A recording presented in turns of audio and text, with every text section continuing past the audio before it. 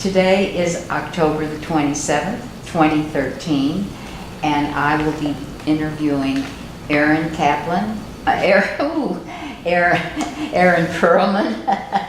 It's all right, he's a nice guy. He is a nice guy. He's my cousin. All right.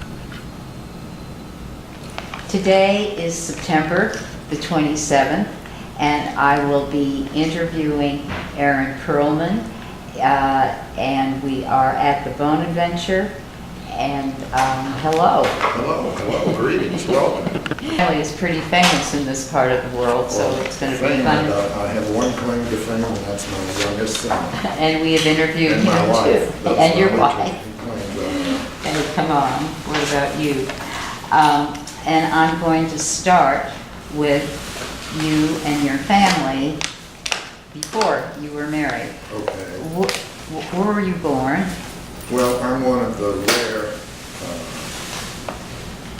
Texans. I was born here. I was born in East Texas, in Palestine, not far from here. And my father came over at age 13 alone, all by himself, landed in Galveston. And he was 13 years old, and his name was Pearlmansky, and they gave him the name Pearlman. Now, that was in 1913, and he went into the service. And because he was in the service, he got his United States citizenship. You have to forgive me because sometimes I have to grab the word, my mind at this age.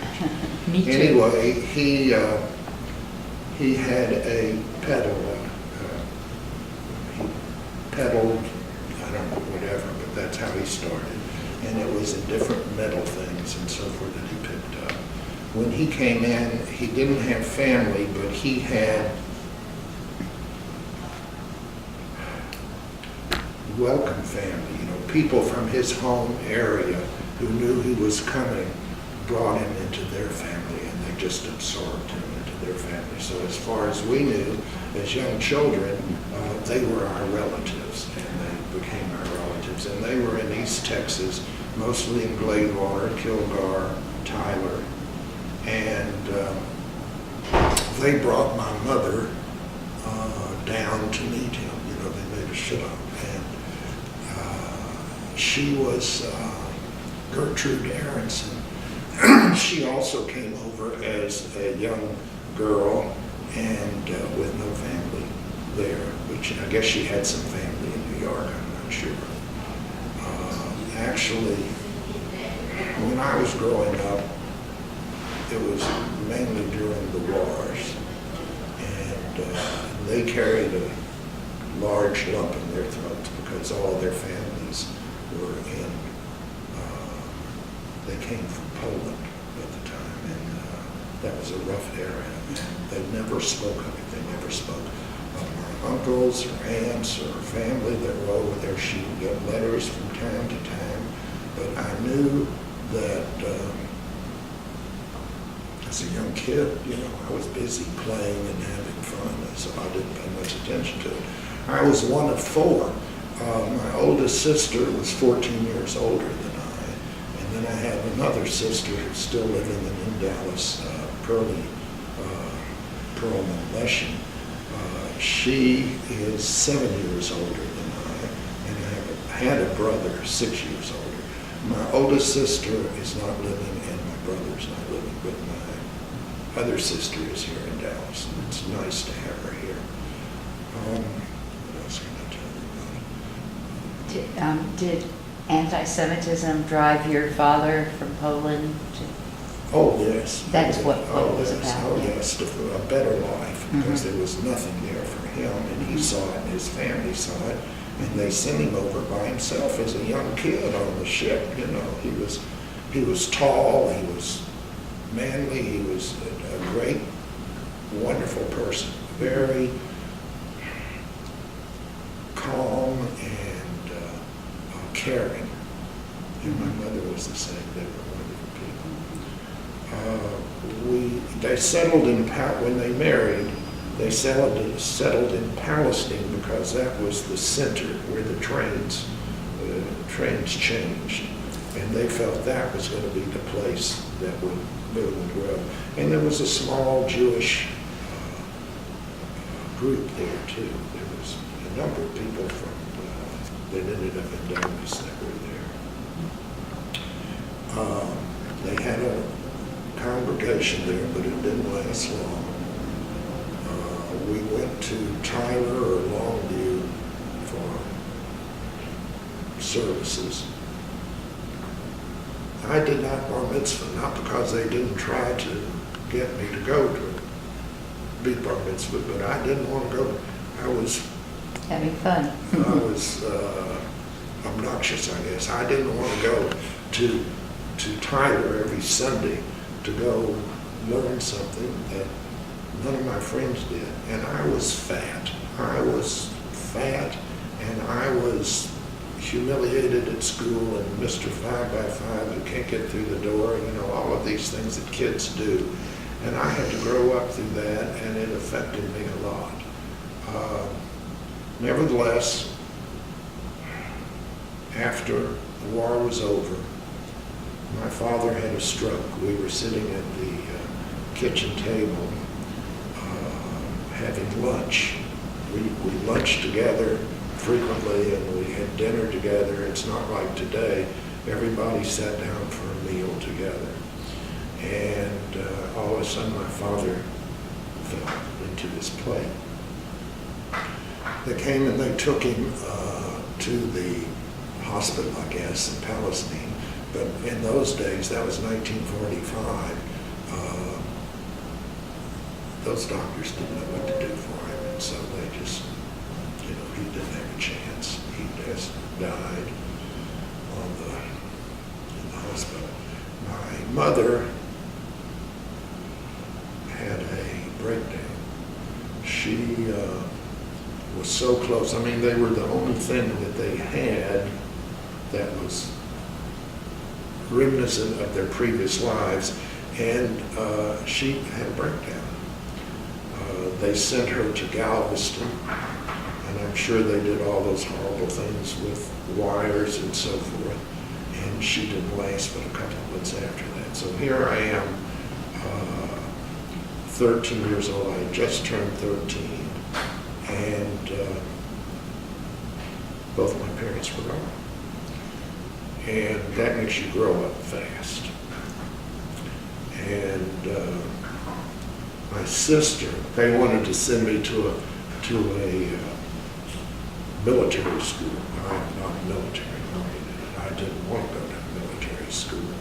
And I was just hanging by the ceiling, and my sister said she would take the responsibility. My sister, oldest sister, who was 14 years older, was in Washington, D.C. and had a great job with the government. She gave up that job. She came home, moved home, and she took the responsibility for me and my brother and sister, who were both at the University of Texas.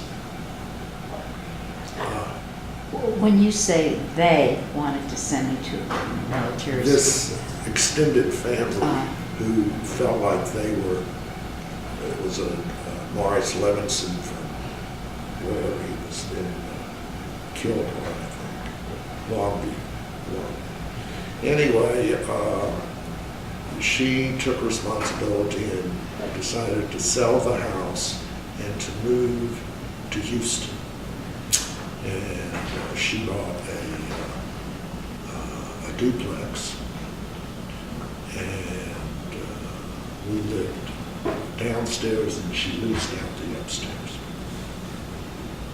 Let's see what else. I don't want to ramble, but my brother had a nervous breakdown. He was very sensitive. He played the violin. He it just took the best part of it. He had problems, but he was okay. He ended up okay. And where do I go from there? Well, did you, in this stage, did you grow up with Jewish kids? Did you have? Oh, no question about it.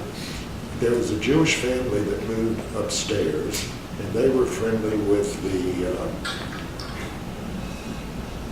Wertheimers, Ruthie Wertheimer. And they called, the mother called Ruthie's mother, Gertrude, and said, there's a boy that moved downstairs, he's 13. Why don't you get Ruthie to come over to meet him and introduce him to the other kids? Ruthie didn't want to come. She didn't want to come, but she got on her bike because her mother forced her to, and she rode over. We were about 5 blocks away, and she rang the bell, and I came to the door, and she says, she looked at me and she said, I'm saved. Because she was so tall, and I was very tall at that point. I had, I guess over the summer, it really sprouted. Nevertheless, we became big friends, and I went to junior high school, Sidney Johnson Junior High, and all Jewish kids. I mean, just big Jewish, and I met them all. You know, and we became great friends with a number of the people there. Janine was there, and she'll tell you her side of the story. But we met when she was graduating in 1949 at the end of the year, and I graduated. No, she graduated in the spring of 1949, and I graduated in January. And we started dating in those last 6 months of her senior year, and we just knew that we were simpatico, and that we had the same feelings, likes and dislikes, and we just will be married 60 years in November. So it's been great. I think that marriage will make it. Yeah, we married at 21. Did you go on to college, or did you? Well, when I was a child and I was fat, my parents sent me to do everything I could.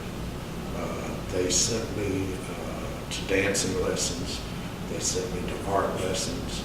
They sent me to sculpture. I mean, I was just very much into the arts, and I was in love with, you know, the movies. I used to go down to the movies in Palestine as a young kid, probably 6 years old.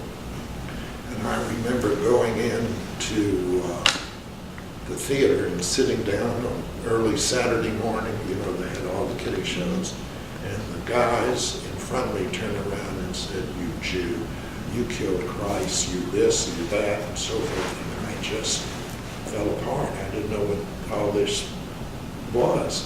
And I ran my father's, by that time he had a junkyard, a metal company. And I ran to them down to the end of Main Street, and I didn't understand it. They tried to explain it to me and so forth. So I knew that I had a problem in Palestine, Texas, you know. That's about redneck area. Yeah. Anyway, my father did go from a pedal cart to Expanded, and he was very well known in Palestine, and he was very well liked, and he did a lot for the community. We used to have, he had one of those old battery operated cars where you sat facing each other, and it was, you know, just one little. And we used to ride that and take it into the parades. Now, that was one of the things that I guess were stolen from me when they passed away. You know, we didn't know to protect what was ours. Anyway. Any other anti-Semitism? Besides that one terrible experience? Specific, but I did have it. You were aware of it. Yeah, I took art lessons, and I would go and sketch nude bodies. You know, there was adults, and here I was 9 or 10 years old, and I was getting larger then and growing, sprouting. And I grew up that way and understood life better. And I wanted to be in a play. I had in my mind I was going to be a great actor. I was going to be in the movies. I was going to start just in my mind. And so I joined the Little Theater, Palestine Little Theater. It was all community type thing. Yeah. And they put me in a play, The Man Who Came to Dinner. And I delivered something. And I was just supposed to, I had one little line. Mm-hmm. And I came on and I did it. And I was so embarrassed because I couldn't remember what my line was. I feel like I do now when I can't remember. And I was so embarrassed that I never wanted to get up and speak in front of people. And I avoided every speech class that I could. I went through life avoiding speech classes. It's just funny how things affect a child who's growing up. What else can I tell you? How did you get to Dallas? I mean, what made you say? Well, as I said, Janine and I were talking about how many children we wanted at age 16. We started dating. And we married in 1953. I was in graduate school at the time.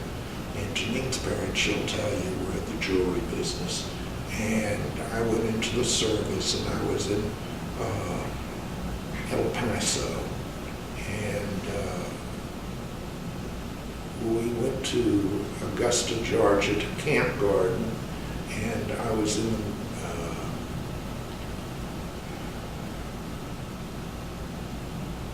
the corps that did the dot, da dot, da dot, and the radio repair and the radio school. Shortwave. My sister had a neighbor who had a brother who was one of the teachers in that camp garden. Things worked out. It was during the end of the Korean War. And I went to the high-speed radio, and I passed that, and I was pretty good at it too.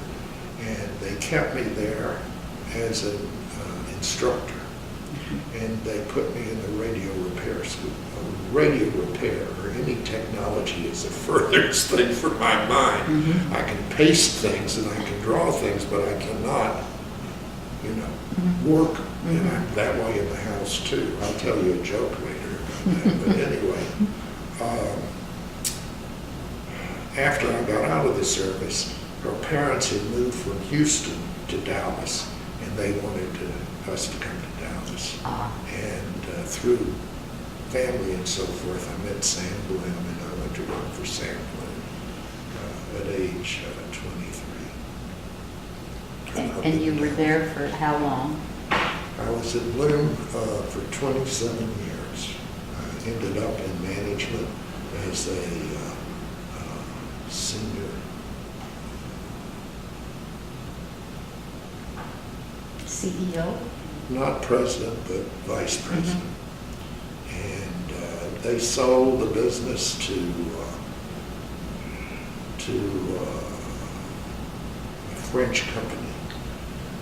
And I was there when it was sold, but my job was all in management, and I didn't like that. Before I was in creative, I dealt with clients, I enjoyed that, and it got to be where I was counting pencils, and I didn't like that. So I left in 1982. I saw the writing on the wall. Advertising is really for young people, not for old people, and young people coming in. So I left in 1982, and Janine had her shop. She had a stationary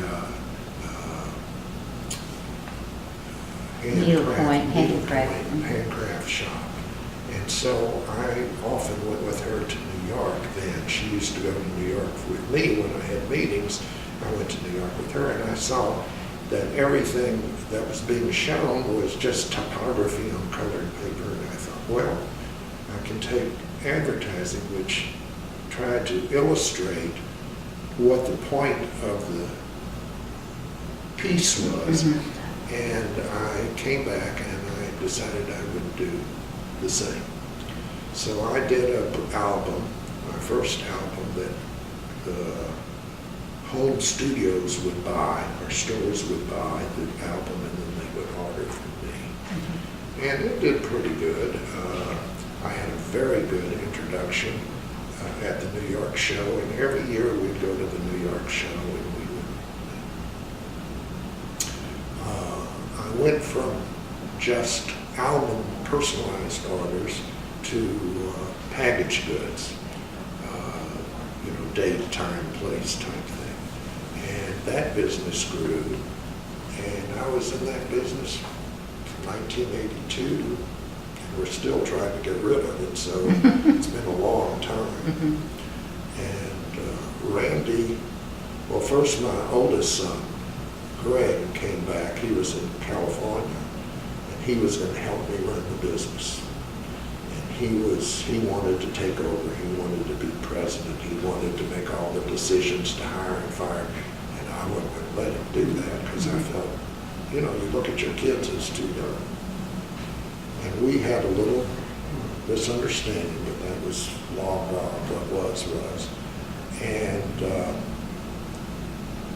Randy was in New York. He had graduated from Southern Cal, and they told him to go to New York, not to stay in Hollywood, that he would be better on the stage. And he, as he told you, was there about 8 years, 10 years, I'm not sure. And he had lots of callbacks, and he had lots of "you're greats," but he never looked right or did right. He never got the part. On Broadway, he did things up in Rhode Island and Massachusetts and all over there. We went up many times to see him at shows in Pennsylvania and so forth, but he never got in the Big Apple. So after serving people in restaurants and working on Ticketmaster, he decided to come home, and he started working with me, and he was totally different. He was wonderful to work with, and he gradually just worked into, he ran the place, and that's what he's doing now.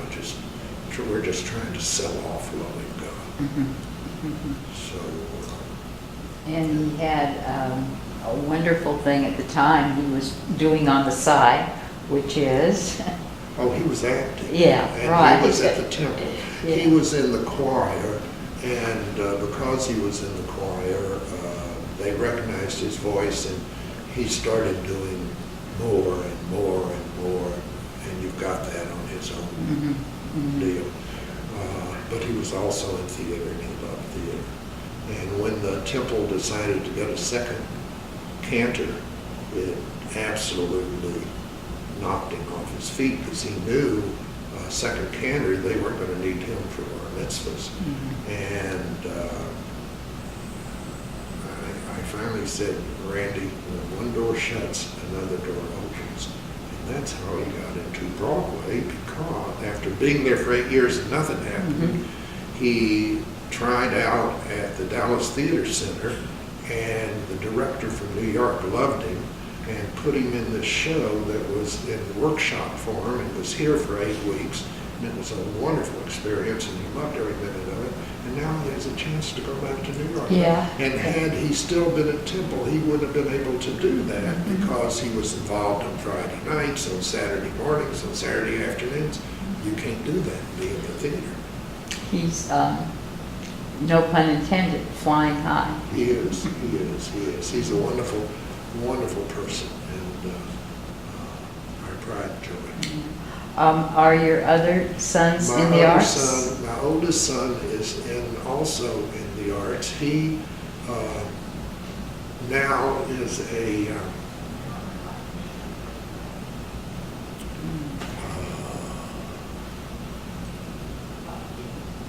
I'm trying to think of what you call it, but he's in charge of sound. He does the big soundboards. And he does it at the Meyerson. He does all the ballet. He does many of the other shows at the Meyerson. He does the Majestic, and he also teaches at a school to young people. And he is just happy and does real well. And my other son, who worked at the agency with me as a college kid, advertising, and he decided he was going to go to New York. I said, Stuart, this is my middle son. We don't want you to leave. Oh, I've got to taste it. I'm going to come back. Well, he was there for 25 years. As an acoustician? No, he went as a account executive at national agencies. And he got up to be a whatever it is. He had a title in a big office and so forth. And he went from Ogilvy to Matt Martin to J. Walter Thompson. You know, they move like that to try to get ahead. And then when the 80s or the 90s, when the crash came, and an advertising agency has no product. Their product is their people. So if things get tough, you cut back people in order to reduce your expenses. Now, he was up at the top and a big salary, and they got rid of the big salaries and left the little salaries there. I understand that in management. Well, after so long, he got the move. So he and a friend of his searched and searched, but you know, they didn't hire him at that time because they felt he wouldn't be happy. He had a lower salary, and he had a big, you know, six-figure salary at that time. And so he and a friend of his opened a franchise of a tutoring school in Connecticut, and they were doing pretty well. And they opened a second place, and he decided he wanted to come back to Dallas. It was too low, and he settled in McKinney. At that point, he divorced. Unfortunately, he married a Catholic girl. But I'm totally changed on that now because my oldest son married a Jewish girl, and it was hell. Absolutely hell. She was bipolar, she was mean, she tried to come between him and our family, and I won't mention her name. Children, do you have? We have six. We have seven. Three is six. We have six. Okay. Okay, did you stop it just now? Okay. Are you active in the Jewish community, and active in what? I'm not really active now. Mm-hmm. Because I've kind of gotten out of that. I hate meetings. I hate meetings where everybody wants to be heard and everybody, you know, has their opinions. I was in a position where I made the decisions, and I, you know, it's hard to do in a committee.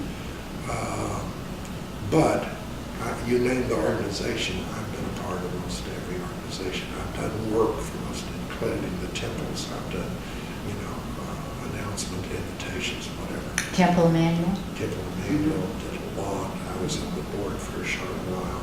I've been on the American Jewish Committee. I've been on AJC. And Vogel Alcove to me was very involved, and I did the original programs. You know, they were like 60, 80, 90, 100, 120 page programs, and introduced the look and the fact that it was a book rather than just a throwaway. And I did that for many, many years. And I was very involved with entertainment. I used to get all the entertainment and do the negotiating and work for the Vogel Alcove. So it's a very strong part of my background. Your children, how has Dallas changed for them since, do you see a difference in the Jewish community between the time they were children and now? It's more assimilated. It's not just some of our friends, they're very close Jewish connections. But in our family, it's assimilated. They have friends from all neck of the woods. Because of their careers. Yeah, their too. careers do that. No question about it. Who are your role models?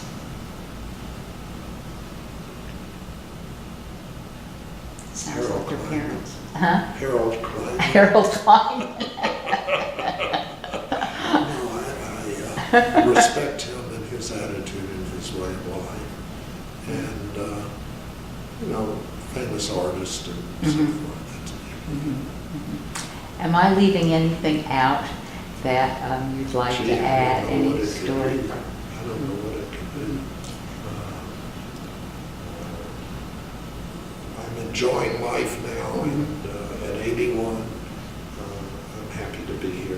Mhm. Every day I get out of bed, put my feet on the floor, and thank God that it's another day I can see the light. Well, thank you very much. My This has been a pleasure. My pleasure. Thank you for interviewing.